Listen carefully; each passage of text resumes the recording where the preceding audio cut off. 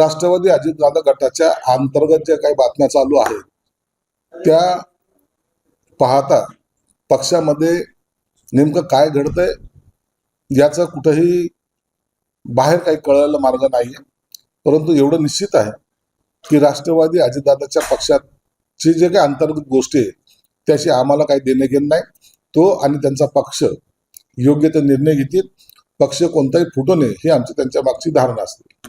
रुपाली चाकळकर यांनी माहिती दिली की यासाठी जे कोणत्याही प्रकारचं पत्र अथवा समन्स मला आलेलं नाही. सध्यानी माध्यमांतून प्रतिक्रिया दिला नाही. तर अशोक खरात हत्येच्या प्रकरणात मला यासाठी कोणत्याही प्रकारचं बोलावणं किंवा समज आले नाही असं त्यांनी स्पष्ट केलं. हे बघा, अशोक खरात प्रकरण जे आहे ना, मला कधी कधी असं वाटतं की विरोधक हे अशोक खरातला वाचवत तर नाही ना. अहो, पोलीस आहेत, त्यांना तपास करू द्या ना. तपास एका दिवसात पूर्ण होतो का? महाराष्ट्राच्या पोलिसांवर यांचा विश्वास नाही का?